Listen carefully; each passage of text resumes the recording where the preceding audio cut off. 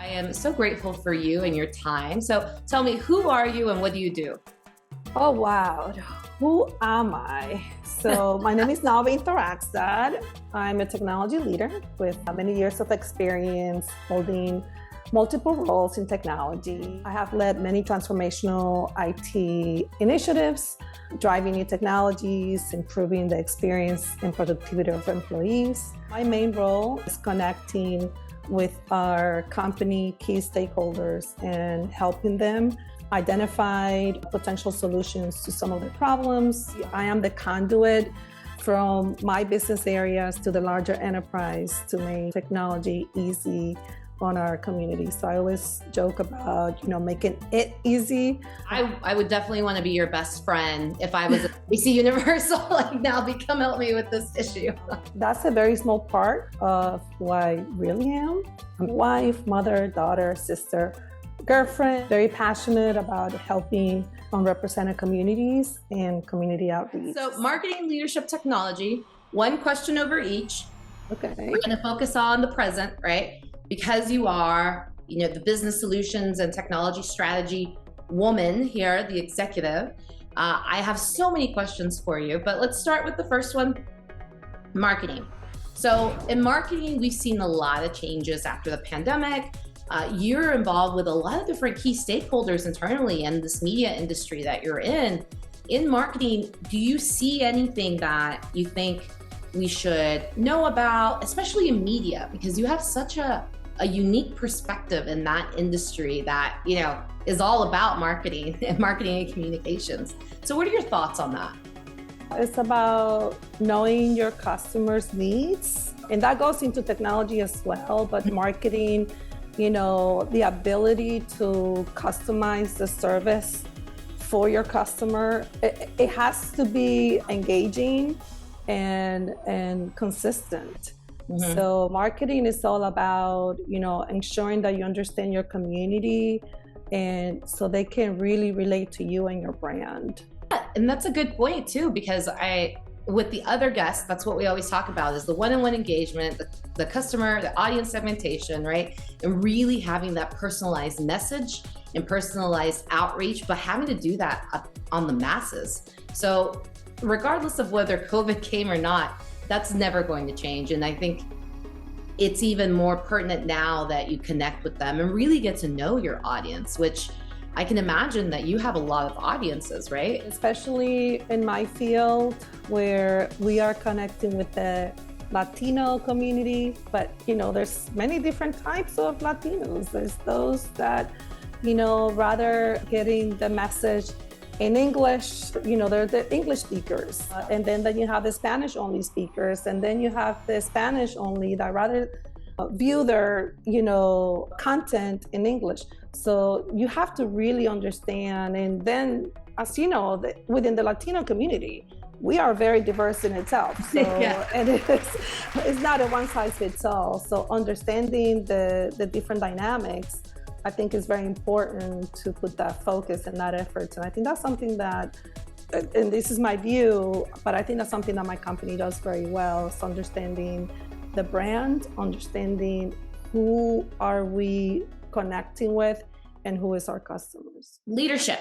You have a lot to teach us here. I mean, as someone I respect tremendously, personally and professionally, you started as an immigrant, just like myself, worked your way up. We've talked before that you were in the building of NBCUniversal and you said, one day I'm going to be, I think you were cleaning or you were at the restaurant, right? You were at the coffee shop serving coffee to the executives. You said, one day that will be me. And then that day came. And now you're VP of Business Solution and Technology Strategy. So just so much to teach us, because that took personal perseverance and leadership. And of course, the professional leadership that you have to demonstrate just to get to that level. So if you had to say, the 3 Nalby leadership principles to making it, what do you think those would be? Lead by example, be consistent in everything that you do, and be passionate, have passion. You have to love what you do and do what you love. So if those are my 3 things. I am passionate about what I do. I'm passionate about my people. So that would be that. And again, you have to perform, right? You have to see those who you lead see themselves in you. So consistency, that would be my number one thing. That's fantastic. And you embody all three of those. The passion is, I mean, we got the passionate colors here today. Yeah, I see. Look at us. And we did not talk. No, we did not coordinate.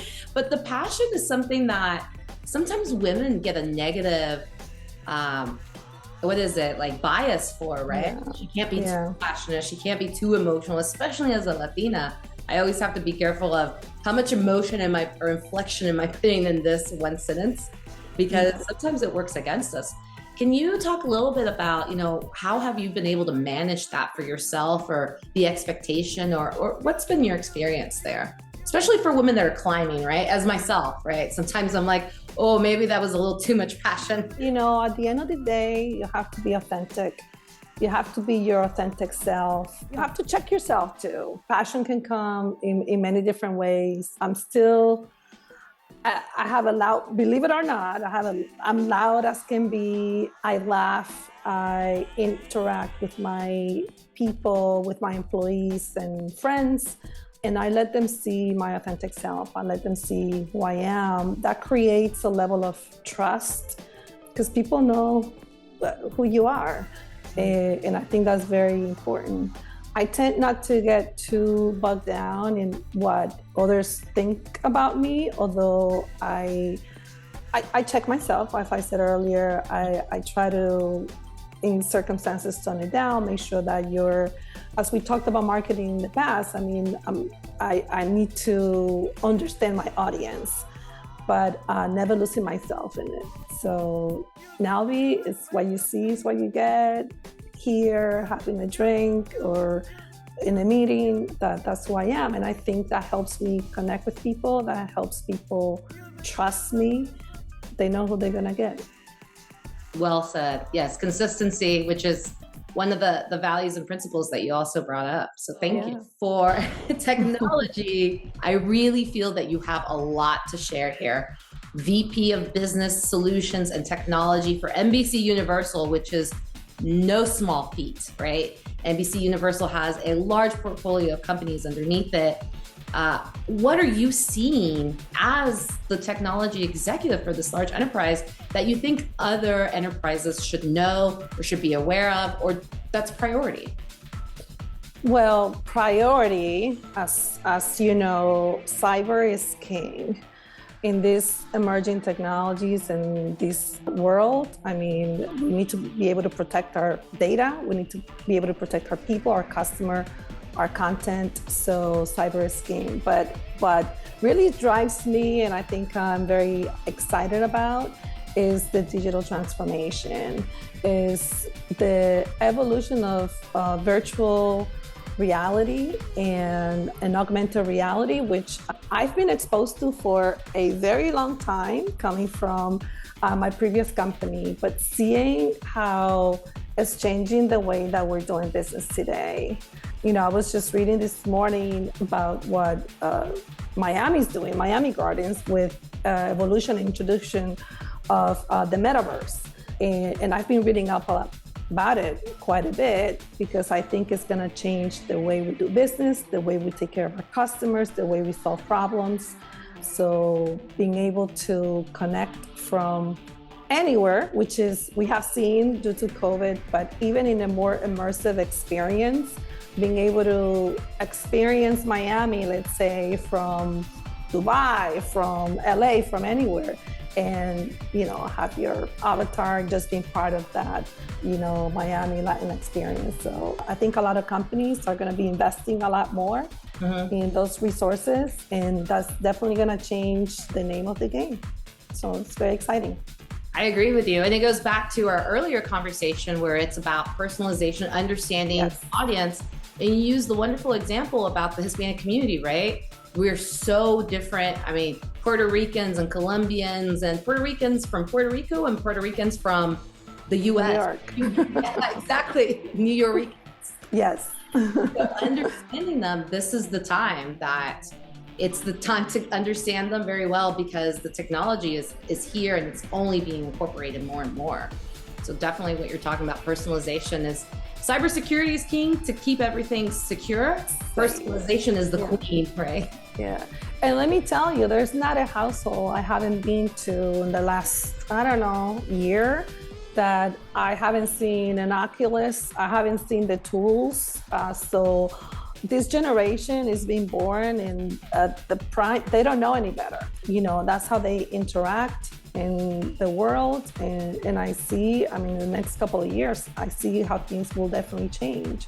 And it will change everything that we do and how we do it and how we get training. It is very, very exciting. And I can't wait to see in the next couple of years how we change the way we do business. Agreed. Beautifully said. All right. So this is the lightning round. Oh. 3 questions.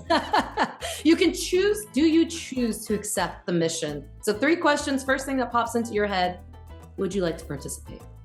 Sure. We'll see. Let's go. Let's do it. It'll be fun, I promise. All right. I should have sent you like some champagne so we could have some mimosas together. Yes. I'll do that next time. I'll send it over. All right. First question. If you were stuck on a tropical island, what is one book or movie, say this tropical island for some reason has technology, movie that you would want to watch over and over again? Or read. Watch or read. When Harry Met Sally. Oh, that is so good. My all-time, favorite. Oh. I could watch it every day. I laugh at it every time I watch it. And I think time will go by very, very fast. That's a beautiful one. Very iconic. Yes. All right, next one. What is one thing that you learned or that you're grateful for during the pandemic that you weren't expecting? I think that it wasn't anything new that I learned, but how much I could lean on my community, on my family and friends. I think I've always known that, but it was just very refreshing and very comforting to be able to have that. And something I cherished the most, I know you asked me one question, is that all those amazing dinners that I had to have with my family and all the time spent. So the comfort of my family, that was very comforting. Last one, best one is what they say. I know that we're both Latinas. We both like dancing music. So what is your favorite song to dance to? Oh my God. It's hard. It's a hard one. This one is so hard. Why can I not think of one right now? I mean, not specific song, but I'm Dominican, so obviously bachata is the thing. So I can think of one specific song, but bachata, I just enjoy. It's my culture, it's who I am, it's what I am. So yeah, I'm a bachatera. For sure. I think that's wonderful. Nalby, thank you for your time. Thank you for your thought leadership. I am always grateful for the time I get to spend with you and learning from you. So I'm very appreciative. Thank you so much, Paula. It's always a pleasure to spend time with you. And I hope we could do this next time the other way around and face to face. So let's make it happen. All right. And I'll bring the champagne next time. That's right.